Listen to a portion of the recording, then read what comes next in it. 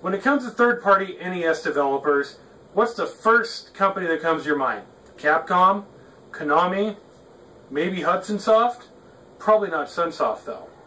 I want to take a look at a game company that was overlooked in the Nintendo world during the glory days of the NES.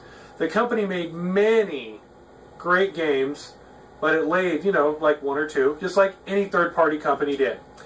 Born as an arcade company in 1971 was Sunsoft. Also, it was under the Sunco umbrella. Sunsoft did not release any arcade games until 1978, and those arcade games were Block Challenger and Block Perfect. Then Sunsoft went on to have several arcade hits. Once Sunsoft became international in the 1980s, Sunsoft began their legacy of creating classic home console games for the NES, while still producing games for the Famicom in Japan. Sunsoft hit it big with their first two stateside licensing releases of Batman, then a game based on the Addams Family. Well, loosely based on the Addams Family. I'm talking about, Fester's Quest in 1989. Don't even get me started about that waste of time. 1988 saw the release of two games. One became a massively popular game. Well, I'm talking about Blaster Master. Blaster Master by far was one of the most popular games that Sunsoft had ever released, and was extremely popular and important to the early life of the Nintendo Entertainment System.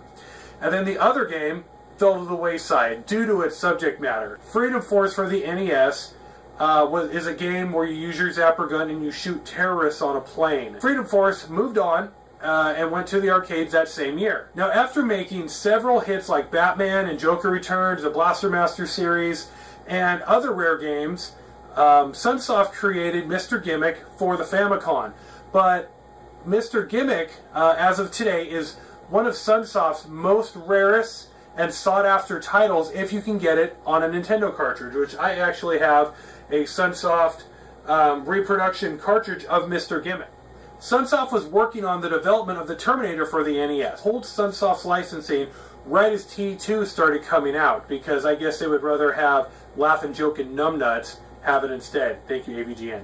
So, Sunsoft had to scramble to save their project, and Journey to Silius was born, released in 1990. Now, if you've ever played this game, the game emulates the music and the sound effects from Mega Man 2, which Mega Man 2 was released in 1988. During the 1990s, Sunsoft was waist deep in the game industry, producing games for the NES, Sega, PlayStation 1, and Neo Geo, just to name a few. Sunsoft is the reason that we have ports of Fantasy Zone 1 and 2 and Afterburner on the NES.